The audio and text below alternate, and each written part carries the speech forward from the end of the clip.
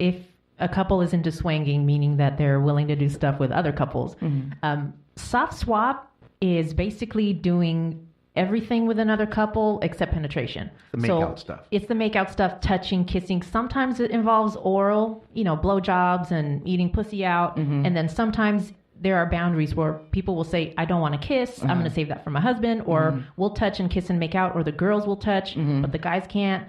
And then full swap is when you're fucking other couples. And then you have your own set of rules within. So you'll tell the couple, hey, condoms all around, all right, all the time.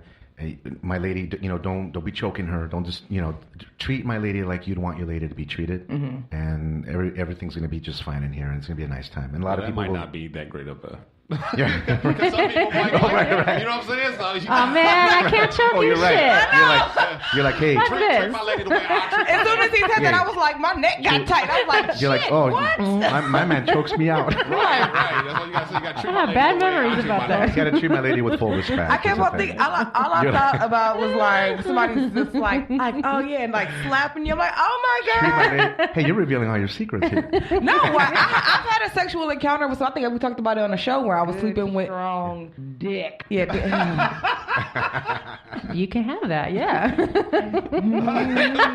Look, she's shocked. She's speechless. Why did you do that, Dino? Damn, tell me my flashback. story. She's going back to that moment. Dang, Dino. I'm sorry, just I don't mean to interrupt you, but why are you embarrassed talking about good strong dick in front of these two? I Here to help us talk about good strong dick. I wasn't. Good strong dick is a good thing. I missed that episode. I want to listen to it. You did? I just wasn't expecting him to play that drop right there. I was like, okay, you deserve all right. it, sweetie. Thank you. I do.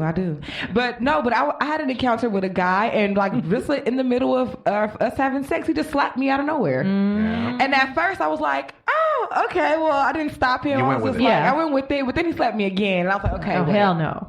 This is too much. And he slapped me hard. My face was like. The second time was harder, right? Both times. Yeah, the first one was a test. Yeah, right. Both times were hard. Yeah. And I was like, okay, no, wait a minute. So yes, I definitely can see how that. Was your safe word more? Yes, please. I didn't even know I needed a safe word. Harder. So That's my safe word. I was very shocked. I have a legit question because I'm curious about this seriously. So when you go to a playroom, so you have these are people in the playroom, so you haven't met before to go on a date with them. How do you know like consent rules? Sometimes we have met with them in person. I mean, there if you're at a club, you will meet a bunch of strangers. I mean, they're all in the lifestyle and they're all there because they're freaky people. But what typically happens is you should have a conversation with people about, hey, what are the rules? Are you guys down to fuck?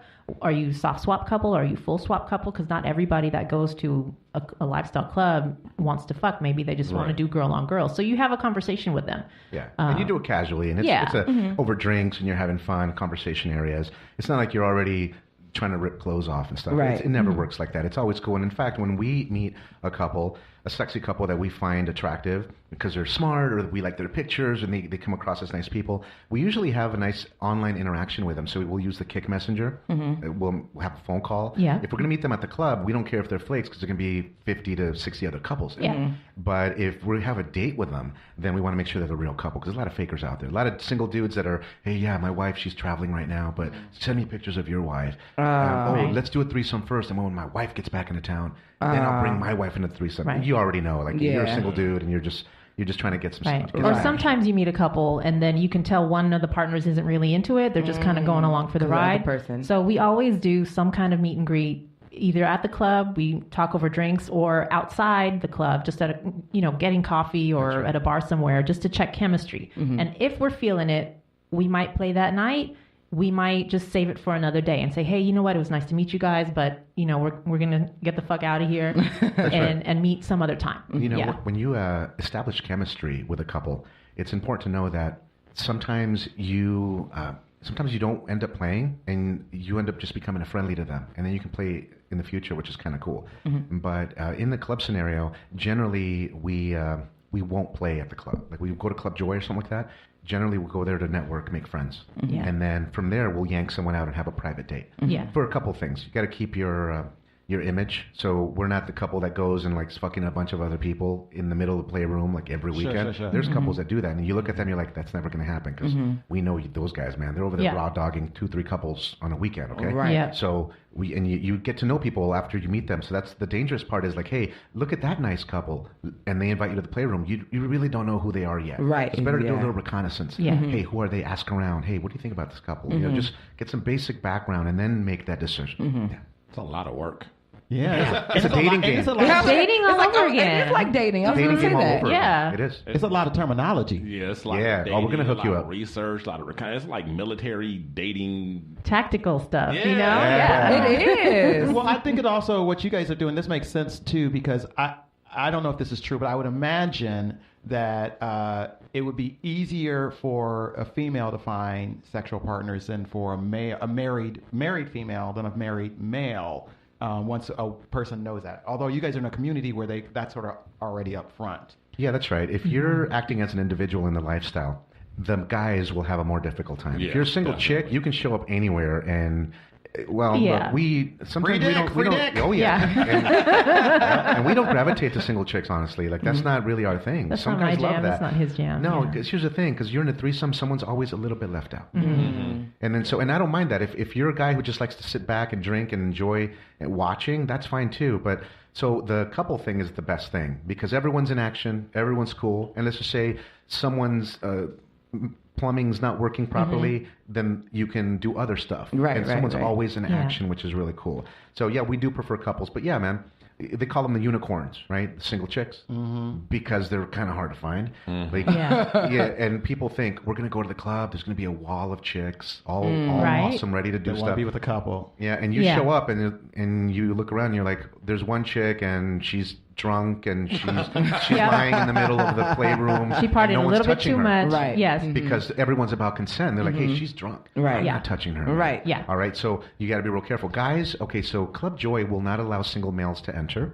Other clubs like Club Freedom Acres in San Bernardino, right off the 15 and 215, they will allow single males On certain nights. Wednesdays and Sundays. Yeah. So a single male can pay a fee and go inside. Still got to be cool, though. Just because you're a single guy, you can't be walking around nude, swinging it around near your knees, There's right? still an etiquette. You still got to be a cool person. Still, everything applies of the dating world, right? You do a dating segment, right? Yeah. Everything applies.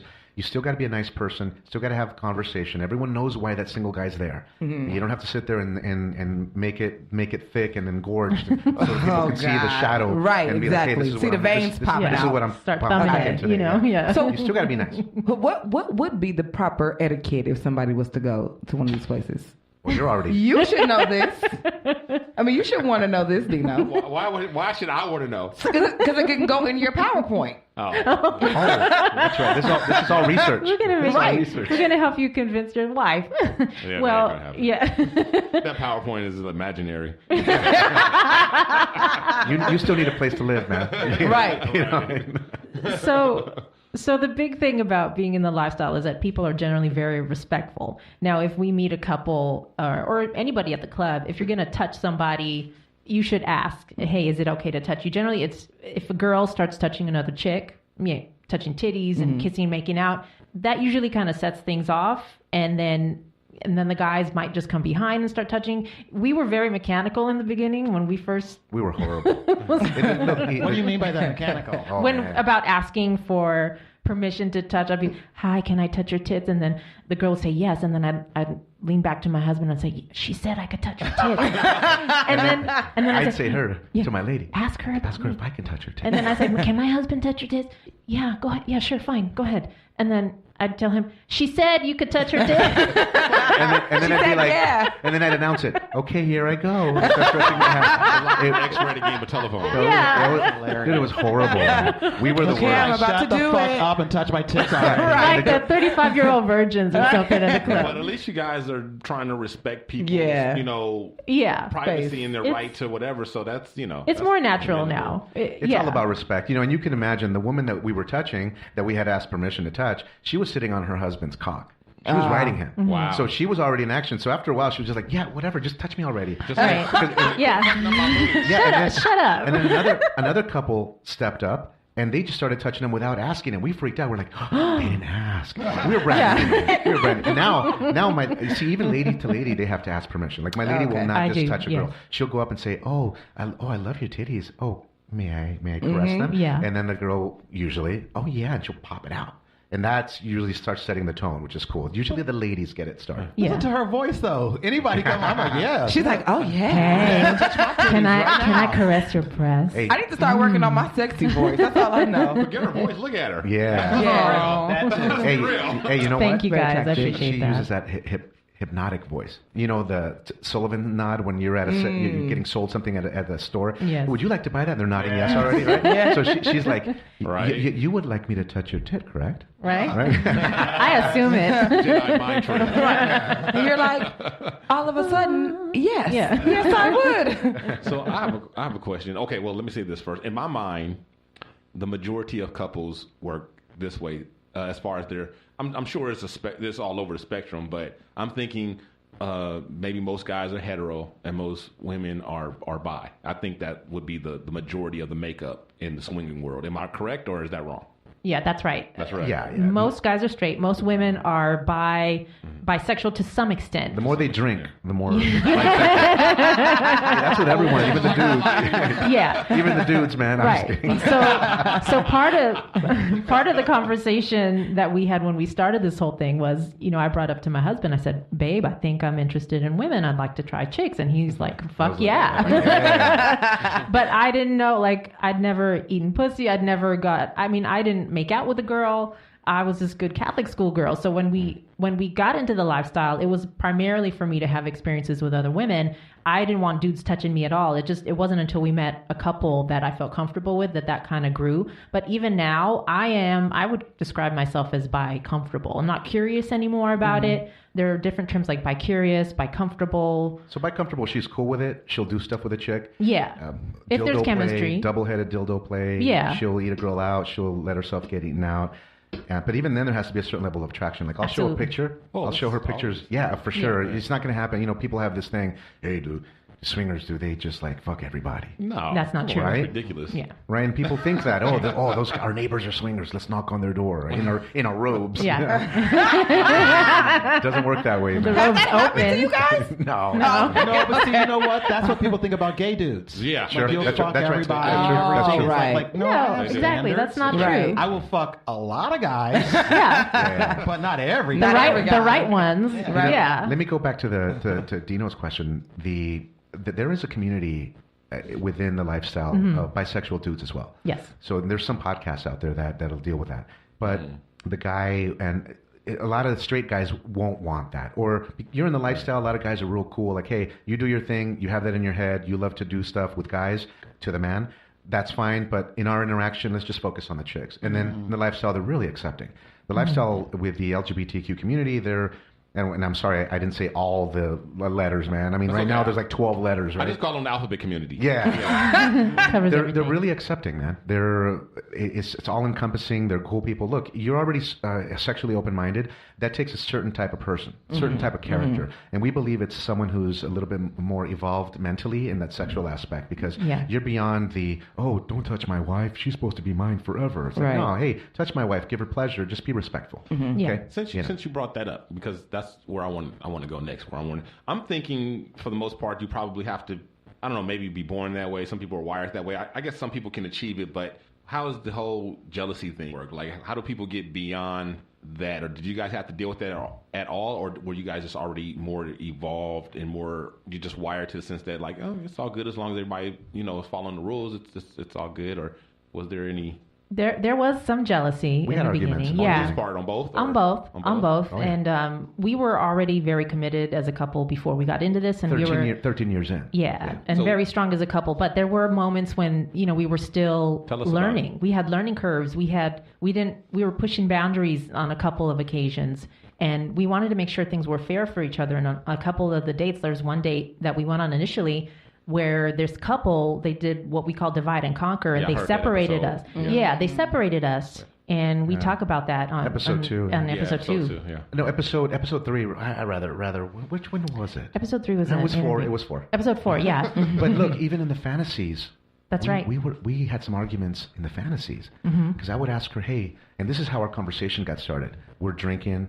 We're playing Sexy Truth or Dare on our phone on the app. We just put random names in there, people who we thought would be cool, to do stuff with. Real people or real people who we knew. You can put whoever you want, but we was people that we knew that maybe there's a chance, and that's what made it more real, made it more freaky. Right. Hey, go in, take so and so in the closet for 30 seconds. Like, wow, your mind is like, well, and then she'd ask me,